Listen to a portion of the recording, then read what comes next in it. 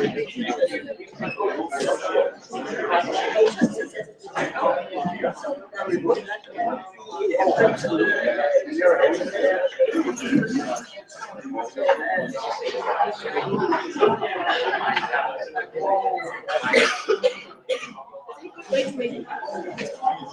question is whether the next edition will have the same right, okay, we'll make a start on the next session so we don't delay lunch, importantly. I forgot to say it earlier, but welcome to those online. I think ICRI have just joined us as well, which is great. Hopefully everything is fine, everyone can hear everything and see everything. So yes, session 2 is rail wheel contact and tribology. So we've got Morinoye, Chow and Lucas.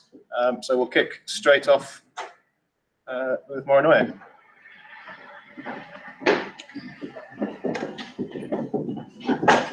So yeah, there's a clicker.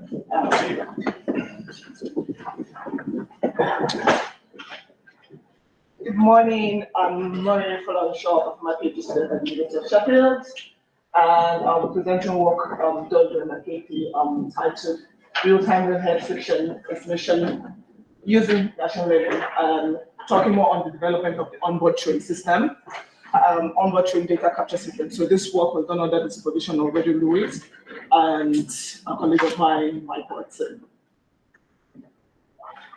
So this is just a brief presentation I'm outlining. So looking at the introduction, we run through to the conclusion. So the main background of this work is looking at trying to help the rail addition problem in the UK with trains. And the first thing to look at is the fact that the railway provides a greener mode of transportation, especially looking at electrified rail. And in addition to that, it also provides a safer mode of transportation, given that in year 2018-2019, only 40 incidents were recorded. And here is a pointer. Okay, yeah, so this is like a plot train from 2002 to 2018, where you can see the main fatalities and what caused them. From data recorded by RSMP, it has shown that low addition cost the UK about £355 billion, and also is one of the major reasons, one of the main contributing factors to delays. And looking at 2016, it has contributed about 350,000 minutes in a day. So the aim of this research basically is using a model that's already been designed. This is just the second part of the work I'm talking about. So this model predicts or estimates friction, so it estimates friction on the railhead, so helping us determine when no addition is going to occur. So the aim is to design an onboard train data capture and imputing data used for the model, which is the forward-facing images, railhead images, railhead temperature, air temperature, relative humidity, and then passing it through the regression model that's been designed, and then giving us like live railhead friction estimation.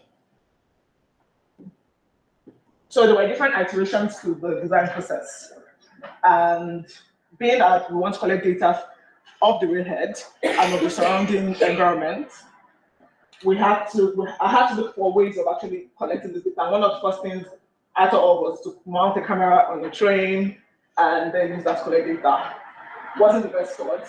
First thing was we couldn't collect environmental data alongside that, because the point is to get corresponding data or environmental data with the railhead images or forward-facing images. And also in this situation, the camera distance was too far, and the main problem was that it's not a robust system at all. It can fall down at any point.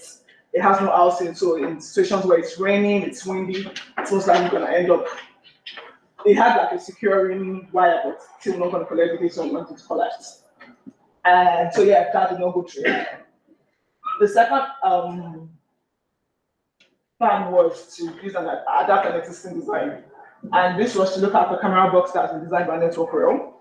And I'm sure some people might recognize it. So this box here. So the plus part to it is that it's been approved to go on the train already, so we don't need to look at approval processes.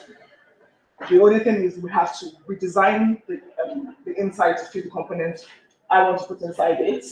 And in this situation, it also creates a very flexible process to use.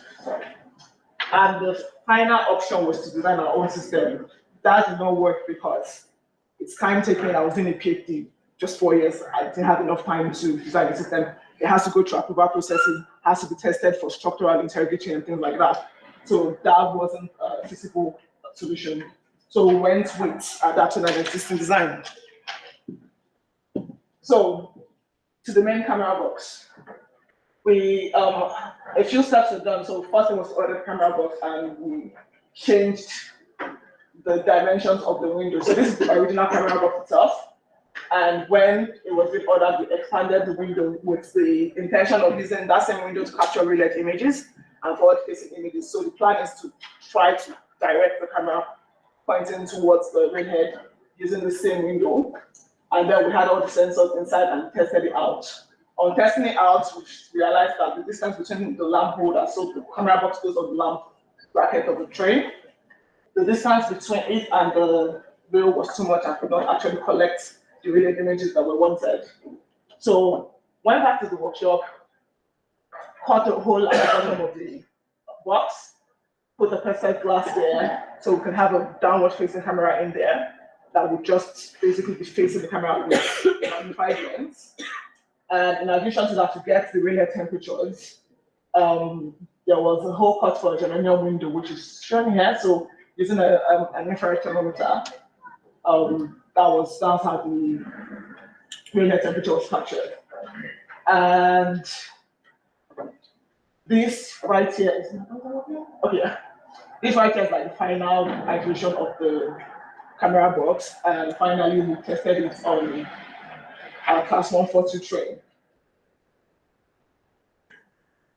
So this is just an image showing the components of the box. So this is your forward-facing camera, the real-head camera, the IR temperature sensor, and we have microcontrollers in here for the other temperature sensors because we also collect the air temperature, as I said earlier, and relative humidity. And there was also a GPS module in there to help know where the data has been collected. So it's not just like we're collecting data randomly. We actually have like a GPS coordinates to correspond with the data that has been collected. So here I'm just going to show 4 tests that we done. I'm going to discuss 2 out of them because I don't have enough time to do that. So the camera box was attached to a class 142 train at Wednesday Heritage Line, and that's somewhere not your share. Carried out 4 different tests on 4 different locations. I broke the distances down to like short run and long run. I'll explain it to the next slide. And this is the number of data points that were collected from the camera boxes. Sorry. No, just one. There we go. So for the short run test, this was mostly carried out in the depot of the Wednesday Heritage Line. I'm just going to call it WHR because it's easier for me to say that way. It was carried out in the depot and in a distance approximately 260 meters. And this is just to show, like, give an idea of the area it was collected. And the data collection rate was 1 per 2 seconds. So basically each image and corresponding data was collected every 2 seconds. In terms of the long run test, this happened between stations. So commonly from Learning Bar, which is where the depot is located, to Bidale, or Learning Bar to Liboy. And the train reached a maximum speed of about 30 miles per hour, and the same collection rate for both tests. So looking at the first result, this was the first test done in March 2023. This was just to confirm that the camera box worked, the sensors inside were working. So we just collected about 141 data points to show. And these are samples of the images that were collected. So here we have the forward-facing image, the corresponding real image to it, the air temperature, relative humidity, and estimated friction using the model. So this is the data collected from the box for the first test. On to the next test, which is slightly more exciting. For this test, there was a blackish layer was being created on the rear head. So it was an opportunity to actually test the camera box and see how robust it was.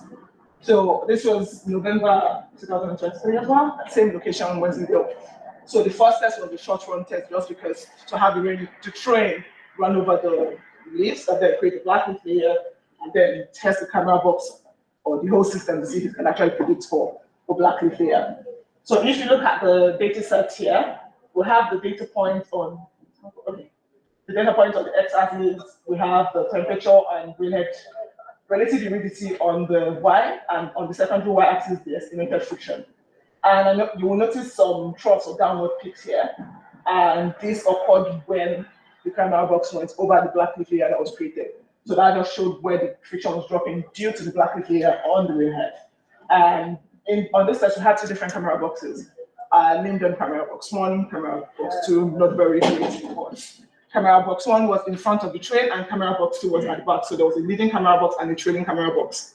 And what was noticed there is that the temperature recorded by the leading camera box was usually slightly lower than the trailing one, because the wheels warm up the rail as it goes. So that just shows that the temperature sensors are actually collecting actual data. And yeah, just towards the maximum and minimum friction recorded. After this test was carried out, there was a long run test. So this was just from Lemonbar to video, and a total of 768 data points were collected for the camera box 1, and a total of 599 data points were collected for camera box 2. And some interesting things were noticed. I should say this during the discussion, but it's just easy to discuss it while we're looking at this. So some interesting points were noted. You will notice the friction was troughing at some point, and this was as a result of the shading phenomenon. So when the train was going under some bridges, and that area created like a shaded phenomenon where the temperature was low and kind of damper. So that affected the friction estimation. And these are just samples of the data that was collected. So if you look at this, you see like a slight blackish area. This was, I think, around when it was going over the layer that was created. And excuse me. So same thing, data from camera box 1 and data for camera box 2. The images look slightly different because of camera quality. So just to discuss what has been done and not what I've said, one of the key things you'll have noticed, some of the images look blurry, and that initially concerned us. But when we put them through the estimation tool and then also put static ones through them, we noticed that we're still getting similar prediction. Though it's really tiny, 1 and 2 are static images and they predicted 0.217. And for the dynamic ones, they predicted 0.220 and 0.15, which are still in the close range of the ones that were actually static.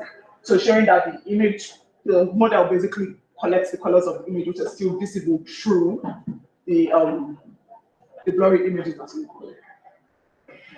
Another key thing to note was that the forward-facing images were clear enough to identify the surrounding factors. For example, when I said it was going through like the bridge, where I said it was shading in certain place, the only way we knew that was because we looked at forward-facing images and saw the factors around the surrounding of the environment in that situation. So just talking about the estimated range of the friction for the first test, which was between 0.231 and 0.255, which was just in the depot area. And this agreed with normal conditions of the railhead around that depot area. So showing the estimation is not random. It's actually giving close to accurate estimation. And also the temperature sensors capture real-time duration, because we compare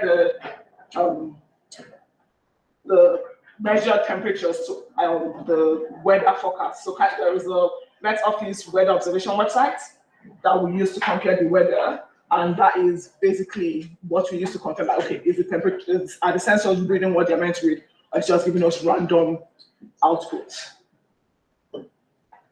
So the final trial, I've discussed most of that when I said the previous one, but one of the things we need to note is the friction estimated was compared to friction measured by a tribometer, and this was the Riverlin Rail tribometer. And we did it using the black leaf layer. So if you look on here, this is the dry estimated friction and the dry tribometer friction.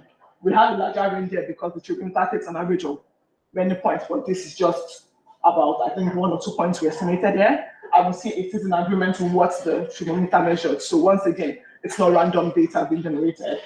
And for the leaf layer, same thing. very similar in agreement to the tribometer, no random data being generated. Yes, and as I said earlier, the tunnel effect was noted there due to the forward-facing image, as well as where there was shading and whatnot. In conclusion, it's shown that the camera box demonstrates a feasible on-train data collection and friction estimation. The friction estimations were consistent, they were not random. These estimations compare very well with the railway tribometers, sorry. And the current setup is temporary, and there'll be more work to look at ways of improving it, because we won't say the blurry image is the most ideal way of collecting the images. And a recommendation would be looking at having an integrated data collection system on the train. A recommendation I'll add is, aside from being able to predict or estimate friction, something key is the fact that the camera box can be used for many other purposes. For example, collecting surrounding forward-facing images, which essentially doesn't have anything to do with friction at all times. It can also be used for collecting temperature, relay temperature, especially in places where when you have heat waves and things like that, it's very useful for that. On that recommendation is to look for a way of integrating this tool into existing practices in the railway industry, because it's been shown to be very useful and will be good. And finally, to explore global adaptation of this work to assess applicability across different railway environments. And as well, it's going to just include the robustness of it. Thank you.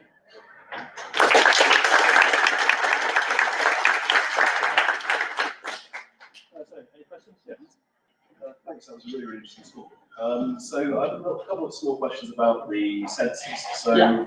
Obviously you talked about at the end that it would be better to have the cloning. Did you have any issues in your experiments with identification of railhead from the down-facing camera because of the movement of the suspension?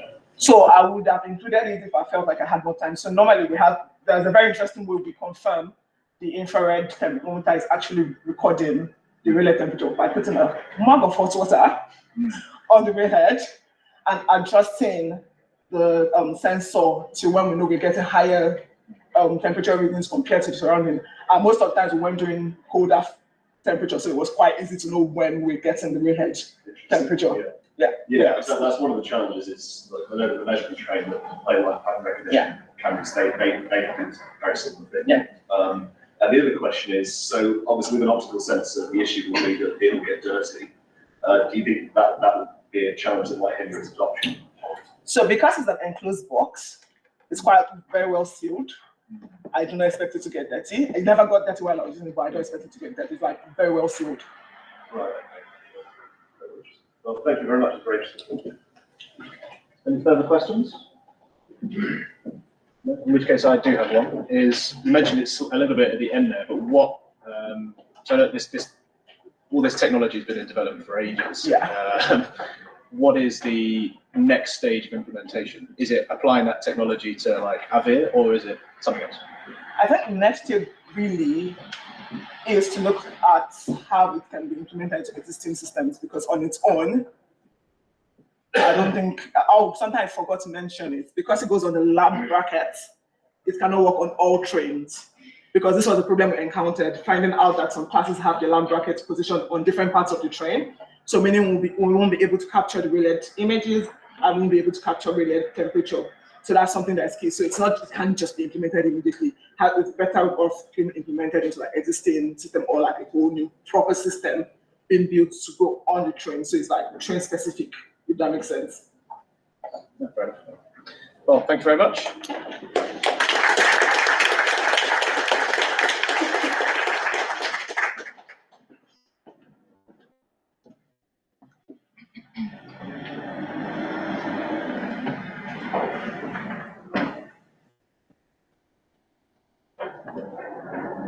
So yeah, next up is Jonathan.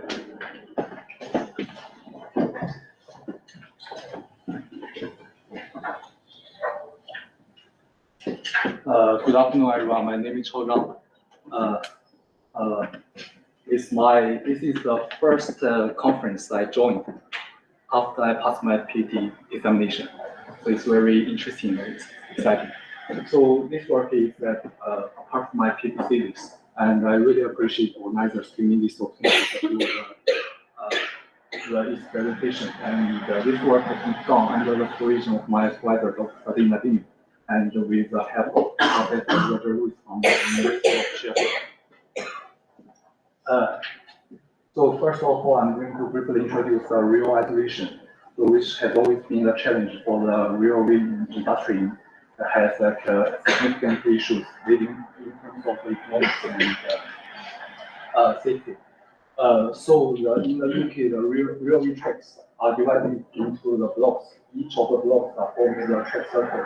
The working percent of the time, the track circle is electrical signal transmitted from the transmitter to the detector. And when the train occupies a block, and the track circle is 40 volts, and which allows the signal the presence of the trains. And according to the RSSB report, there are two main factors with real isolation. The first is 97% is due to the contaminated layer, such as leaf layer. And there is also an example is regarding the near miss between the passenger train and the cars at the knowledge crossing levels. I didn't show this example here, but you can find it on YouTube. And the second additional 3% is due to the sanding, such as the sand layers at the real interface. And but this conclusion is based on the current sand usage rate, which is 7.5 grams per meter. So if we want to apply more sands at the lower region at different more difficult conditions, so which will leading to the high risk of real isolations. So regarding sanding, which is being used in the early days of the real industry, and we cover the region at the real interface, which is usually used for the train acceleration and braking. So there's a number of the research has been conducted to investigate the possibility of the electrical conductance at the real interface when applied more science. So such as the high pressure torsion test from the University of Sheffield, and also the discrete element modeling based on the HPT test, and also as well as field track test with silica sand and also the aluminum particles. So the result shows the electrical resistance is significantly reduced when we apply more conductive particularly friction modifiers at the real interface. But the point is the high cost of the conductive particles, and which requires a comprehensive cost analysis. So due to that, in this work, we consider the mixing of the conductive particles with the non-conductive particles, and to see how it works at the real interface to influence the resistance at the interface. And with the first one, like experimental investigation and numerical investigation. So there are two samples are used, two test materials are used, which is silica sand and the product B, which is aluminum particle coated with some computational materials. And so we use these two materials to do the one-dimensional compression test to investigate the mixture of the conductive and non-conductive particles to see the variation in the electrical resistance under the high contact pressures. So the test materials is set a metal. The test materials is set a metal surface, and this surgical flattening ensure the parallel alignment, and also the lubrication layers is with surgical flattening, which is used to ensure that the current transfer from between the piston and piston distance. So during the loading process, we use a multimeter to recording the variation of the electrical resistance. And we investigate individual silica sand and the mixture of silica sand with and productive particles with different mass ratios, and also individual productive particles. These 7 scenarios, and during the test, we gradually increase the mechanical load until 577 kilonewton, and to ensure that at any stage of the test, the contact pressure is kept 600 megapascal. And during the loading process, we record the received values. And after the test, we collect the fragment layers.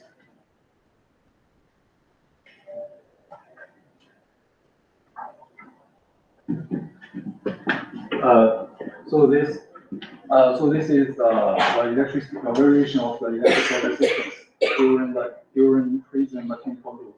So we can find the silica sand cannot effectively reduce the electrical resistance even at the high contact pressures. But when we just mix a little bit conductive particles, the resistance is significant, shows a quick drop, especially at this light green area. We can find when we mix with productive with just 5%, the electrical resistance dropped significantly from 55 kilo ohms to the 220 ohms.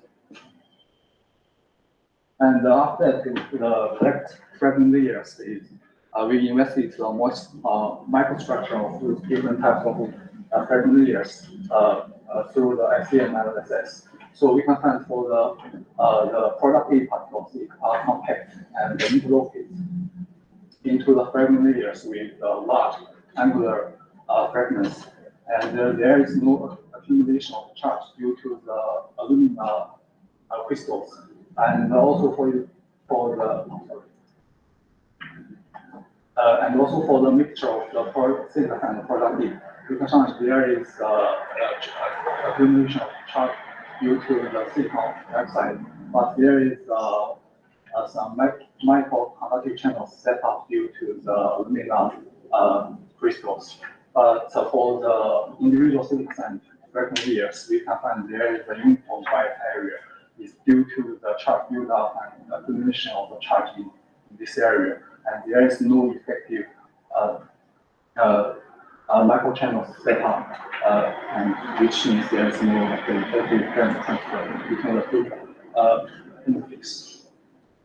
And after that, it is difficult to investigate the electromechanical behavior at the microscale through the experiment. Therefore, we use a discrete method to modeling the object and investigate this behavior. And first of all, I'm going to introduce the electromechanical content model. So firstly, we did it. We assume that each particle center is a circle node, and between two circle nodes is a branch with the resistance, which includes the particle resistance and contact resistance. Firstly, we implement this for the particle and particle wall contact, and after that, we just send it to the particle resistance to estimate the load conductance. So, following the Ohm's law, we set up this very simple, straightforward mathematical model, which uses the conductance for particle itself and the conductance with this new local particle, and for this conductance matrix, and also the voltage of each particle for the vector, and also the input and output current. And we have also conducted the verification and revision. So the numerical conditions results shows a good agreement with the analytical solution and also the experimental data. And also for the more details, you can refer this data. And after that, we apply this model to the high pressure cooling test. We investigate the mixture of the conductive and non-conductive particles. And with modeling 3 types of test materials. The first is product B, which is a finer aluminum particle coated with constitutional material, and also the product B and silicon. And this is the HVT modeling profile when we mix our product B and silicon. And we apply the direct DC circuit to this system and apply the constant mechanical loop to make sure there is a high contact pressure, and then to state. And we use volume control to during the particle generation, and this is the volume ratio and mass ratio for those scenarios. details. And after that, we can find like the pure physical science cannot significantly reduce the resistance due to its poor conductivity. But in the market area, we can find we mix with a little bit conductive particles, the electrical resistance is dropped from infinity to the manageable levels, which is because of the conductive particles are crushed and when they crush, the fragments are detached from the parent particle, and the contact surface between the fragments is increased. So that's why the medical conductive channels is set up. And also the fragments are also the mechanically rearranged to form the conductive microchannels. So that's why. And also after that,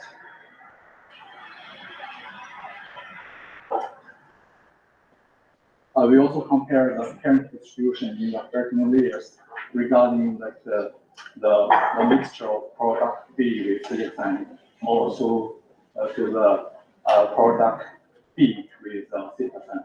We can find that the product B creates more microconductive channels than the product B has the same mixing ratios. And this is the reason why when we apply the constant contact pressure and the ultimate electrical resistance of the EPD system for the product B is always lower than the product B. And after that, we also investigate the electrical resistivity of the conductive materials. And from the vertical review, we can find that when we increase the mixing ratio of the conductive particles, resistance is decreased. And also from this view, we can find if we use a lower resistivity of some conductive materials, even with, for example, 5% of the conductive materials, it can significantly reduce the resistance at the real interface. And due to that, we produce a heat map to estimate the percentage of conductive sand required.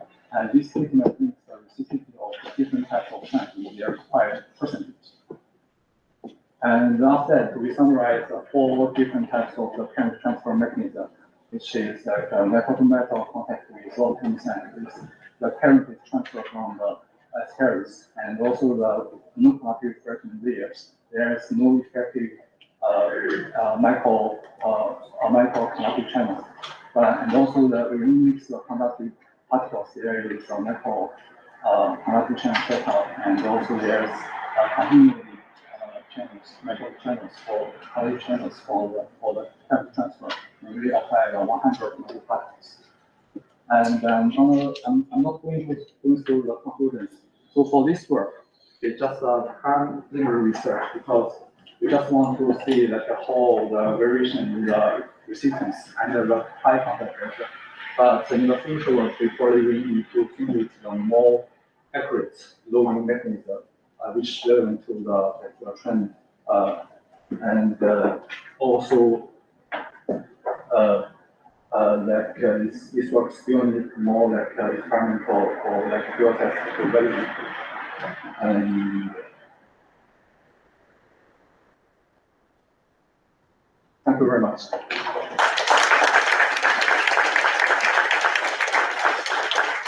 So, yeah, thank you very much. Any questions in the room? Okay, I'll start then. So you just mentioned validation of all that modelling that you've done. Just out of interest, the changing from purely sand and moving to mixtures with the conductive particles in, so metallic things, does that pose any issues to existing sanding equipment on trains or not? So for the validation, actually we have done some validation for this model, this welding model. But for this is purely silicon sand or purely conductive particles. Actually, we haven't done any like validations regarding like the experimental with the mixture. It's just like so it might be all right, it might not be. yeah. Are there any online? No questions No? online. Okay. Final call for the room. Excellent. Okay, well, thank you very much. You can run. And then final presentation is Lucas, where he is.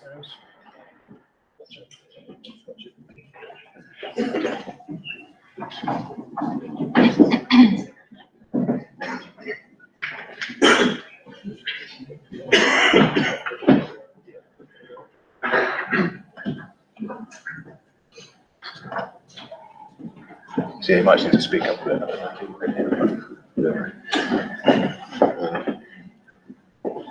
Right. Hello, everyone. My name is Lucas. I'm a Brazilian PhD student here at the University of Sheffield. My project is related to rail grinding, and this project is sponsored by British Steel and supervised by Professor Roger Lewis. But today I will talk about the impact of stoneware on the rail grinding process and surface integrity across various rail grades. Let's see if this works.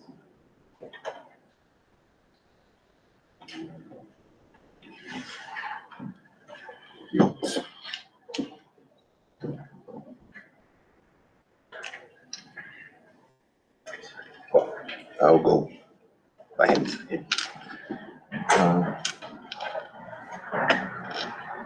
All right, so starting with our agenda of today, introduction about the rail grinding process, the potential issues with grinding premium rails, objectives, methodology, results, and then discussion and conclusions. So start with our introduction, just giving a context of the rail grinding in the rail life cycle. Once we install a new rail, we have the wheel rail interface with the contact stresses and the rolling sliding contact deteriorating the rail, generating wear and rolling contact fatigue or other types of defects that requires a maintenance procedure. Here, in our case, the rail grinding, where the goal is to correct the profile, remove surface defects. And by grinding the rail, then we have a new surface with different properties that was not the same as before. So we have a new surface topography with facets all over the railhead. We have different surface roughness and different subsurface properties as well. And then we keep this cycle until we remove the rail from the surface. Just because to improve the wear and rolling contact fatigue resistance that we install new and harder rail grades. But implementing these different materials also will have an impact on the maintenance of it.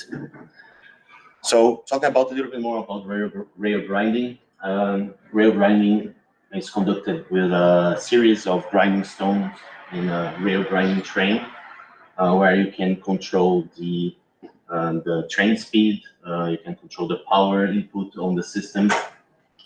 And if we look closely, it's governed by the grinding parameters, such as I mentioned, the power, the train speed, the rotational speed, the rail head position of the grinding stone.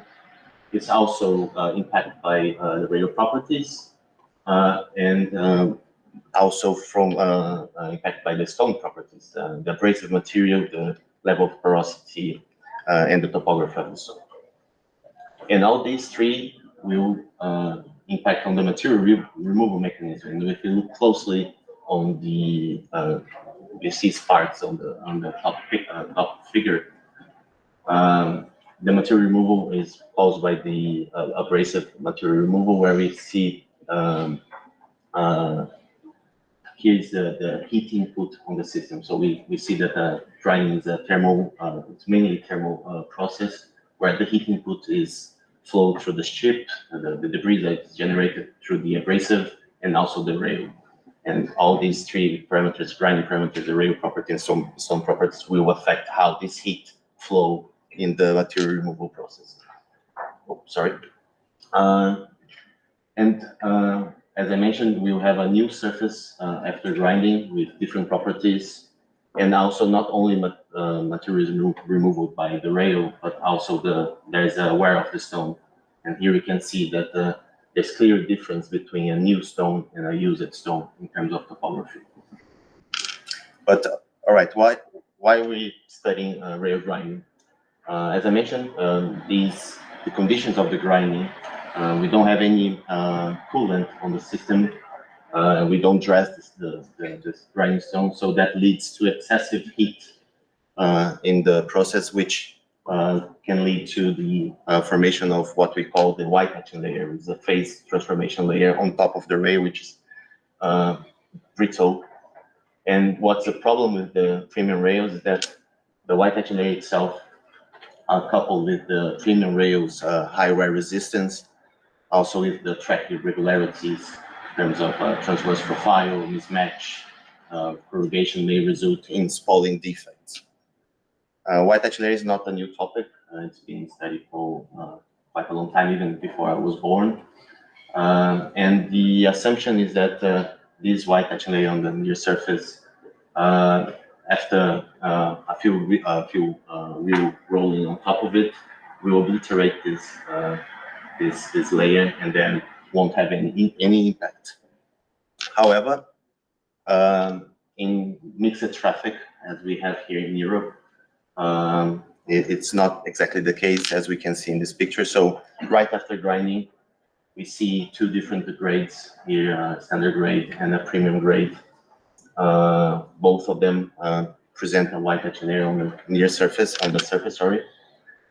And then after a few days of operation, for the standard grade, the white etching layer is completely removed. However, with the premium grade, because of the higher wear resistance and higher hardness, the white etching layer persists on the surface, and we can see some cracks nucleating on the surface and propagating to the bone, and that can lead to defects like this, shown in the picture. And this is a case in the Dutch railway system. So, what's the objective of this study? So it's to evaluate the impact of the rail grades, the depth of cut, and the stone topography on grinding forces, power, and material removal, while we assess the rail surface integrity properties such as surface roughness and grinding burn. So here are our design of experiments. We have 3 different grades, a standard one and 2 premiums. We have 3 different topography of the stones, as I called dull stones, worn, and sharp stones. We have 2 different depth of cut, 100 microns and 180 microns. Our feed speed, which was relates with the train speed, is 2.1 kilometers per hour, and our rotation speed is 3,500. So to have a more close related to the field, we collected 4 different grinding stones from the field, 1 new and 3 used, and we tried to replicate in laboratory these topographies in our experiment. During the process, during the grinding, we were able to monitor the forces with a piezoelectric precision system, the power that is consumed, that's from the CNC machine, and also the material removal with a micrometer gauge. And the characterizations that that we use for the rail sample: surface roughness with the optical 3D, subsurface with after all the math prep using optical microscope of the images of the subsurface. And regarding the stone, the topography, we use the optical as well, and for the wear flat, we use different techniques as well. So our test setup, we use a vertical milling CNC machine. We have to adapt to put a grinding stone. In this case, the grinding stone that is used in the field here, at least in the UK, it's quite big. It's 250 millimeters diameter, which our machine doesn't have capability to hold it, so we have to reduce the size, but we kept the same composition of the grinding stone. In terms of power, it's similar to what we have in the field. It's 28 horsepower, whereas in the field is 30. The max feed speed here, which is related to the train speed, the maximum that we can achieve is 2.5. It's not as much as in the field. We vary from 8 to 16 kilometers per hour. With this setup, We have the front end and the back end cutting because our sample is 50 millimeters long and 10 millimeters wide. The 10 millimeters wide is similar to a facet that happens in the rail crown region. And with this 50 millimeters long, we can have only the front end of the grinding stone cutting and also and then at dwell time, and then after the back end cutting. And our sample is removed from 5 millimeters from the surface, especially for premium rails that are heat treated. So we try to standardize the area from the railhead that we're removing the samples. So here's a image of the process itself. You can see two different sparks coming. So we can actually see the forces on the front end and the back end. Related to the grinding stone, the idea is to replicate the topography that we found in the grinding stones in the field in our lab. In the field, we have, of course, we don't dress, we don't cool the process, the grinding process. So we have the natural wear. So we have the wear flat generation. We have grain fracture and grain pull out happening all the time during the process. Here is just to show an image of a new stone and a used stone. We can see clearly the new stone is sharp. However, the used one is that we have like a lot of flat areas which reduce the cutting efficiency of the grinding stone. So to reproduce this stone's topography in our laboratory, because we cannot have the same energy input in the system as in the field, because we have a large train going faster and removing more material than we can achieve here in the lab. So we apply dressing as to replicate the topography. So it was a combination of two different dressing ways, with a star wheel dressing where we can create a very sharp grinding stone, and then with a PVD insert where we can flat out the top of the grinding stone. And then we achieve these three different topographies, which are the ones that I'm using in my experiment. So to characterize these stones, we evaluate the topography, and the topography parameter that we chose was the volume, the peak volume, which is VMP, the gap minimum of it.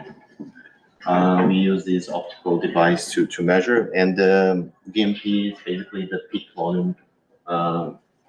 Here we have the left graph, the high distribution on the bottom left curve, where if the volume, when it reaches 10%, it calculates the volume of that peak and then gives you the value, and that is the parameter that we use to compare the field stones with the lab ones that we recreated artificially. And we can see the similar trend from a new stone in the field, and this peak volume starts to reduce, will start to get worn, and the same thing we see in the lab, the same trend, even though the absolute values are not exactly the same. So here's just to show a comparison with these stones. The other parameter is the wear flat. So how much percentage of the area we have the flat spots. Again, we can see that here I didn't put on the field the new one, which we would assume that is 0.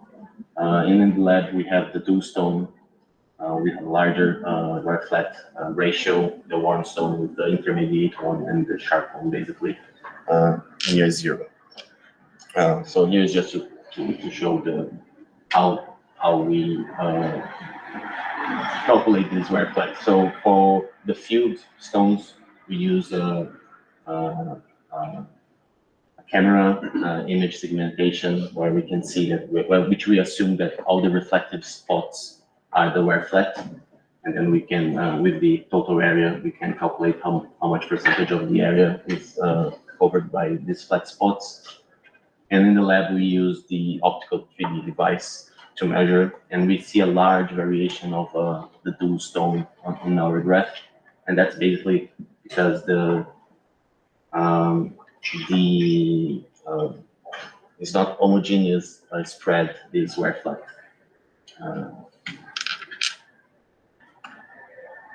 All right, so going to the results related to grinding forces, as we can imagine, the front end generates higher forces because it's removing more of the material than the back end.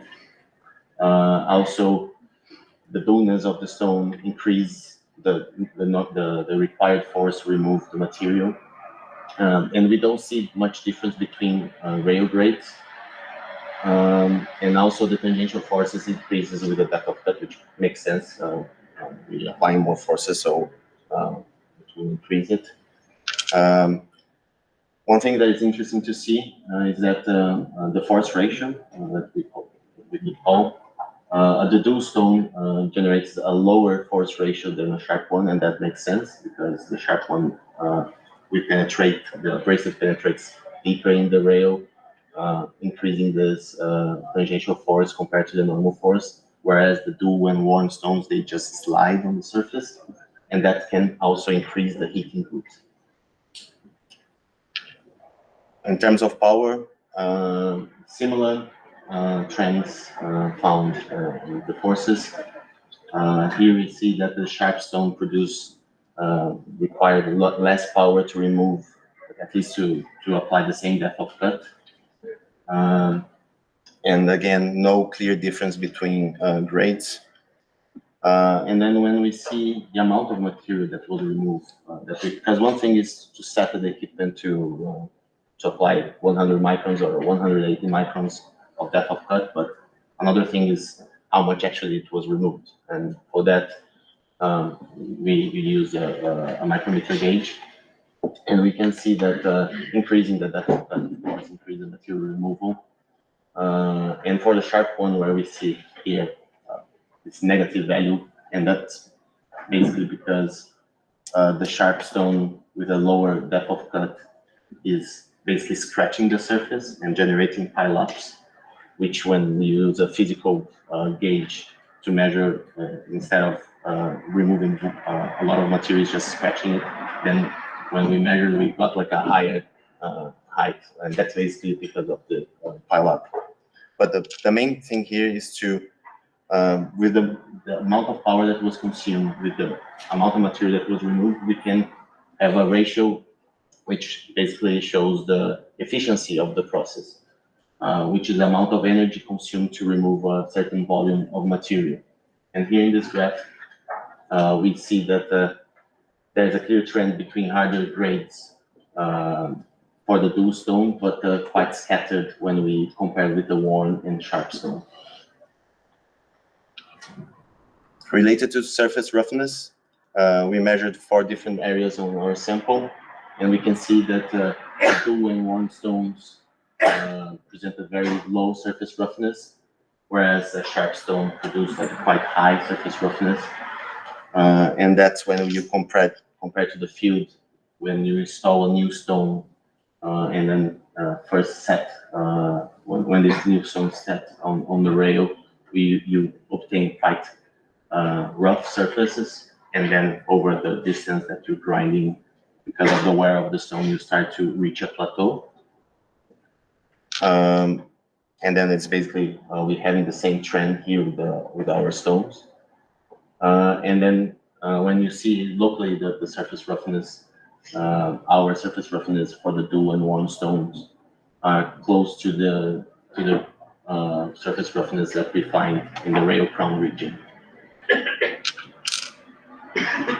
In terms of subsurface, here is just the different surface aspects of the different grades and different conditions. We can see that with the dual stone, we actually burn the surface. We can see the burning marks, whereas the worn stone, we see slightly brownish color, which could assume that it's light burn. And then in the sharp stone, we don't see any difference in color, and we have like because of the high surface roughness, we have a lot of burr. And then when you cross section on the longitudinal direction, we can see that these burns are quite present quite a thick white action layer and quite continuous white action layer, which could be detrimental to the performance of the rail. Whereas the worn stone, you basically have a very thin white action layer surface. It still continues. However, with the sharp stone, you have a higher, thicker white action layer compared to the worn stone, but it's not continuous. It's lumps of white action layer presented, and it's as we can see in the picture, it's quite broken up as well. So the questions now is which one of these different morphologies are actually will cause problems in our rail. And we don't have the question now, we're just first investigating what affects the generation of this white action layer. So here's just the graph showing the maximum white action layer thickness found in each of these cases. And basically, if we join them in terms of just comparing them in terms of the surface topography, we can see that the bluestone actually generates the thickest white action layer. And this is just for the maximum thickness. Of course, we should use other parameters to quantify the morphology of this layer. So in terms of discussion, you can see that the field, we see some similarities in our laboratory results with the field. The first picture showed the grinding burn in the laboratory. We can see this grinding burn in the field as well. We can see some facets, not all over the railhead, which indicates that maybe the grinding stone in that particular facet, in that particular position, is generating the bluing. In the laboratory, as well as in the field, we can see similar broken up patches of white action layer. This white action layer here in the picture is not the same as the one on the top picture. It's from a different field study case, which indicates that in that particular field study case, it was a new stone that was used because it matches with the sharp stone that we use in the lab.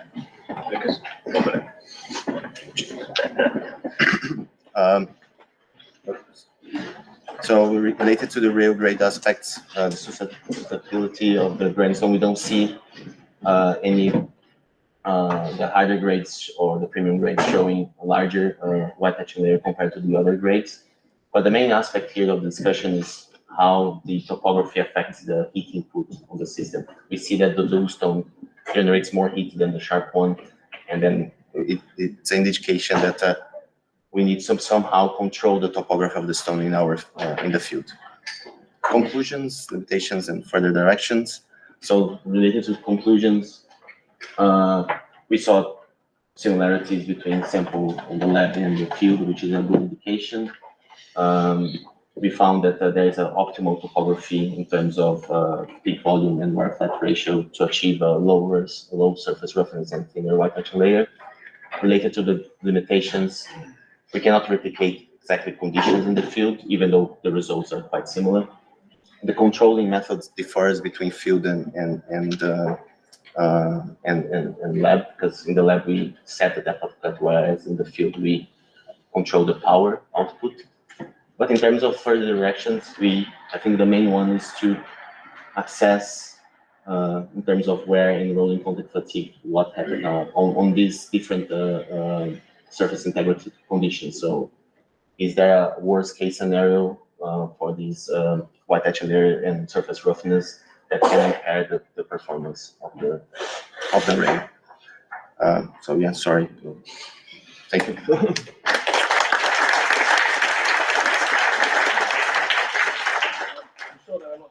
About that. I have some, but I'm not going to do them. If we could, we're going into a break. If you could find Lucas and talk to him, that would be most appreciated. So we keep on some sort of schedule. So yes, we will break now for lunch, which is next door. I just want to quickly say that please don't leave any, but also make sure everyone gets some. And also Kate has asked me to remind you all, please submit some questions for this afternoon. She has some, but she would like more. Thank you very much. Enjoy lunch.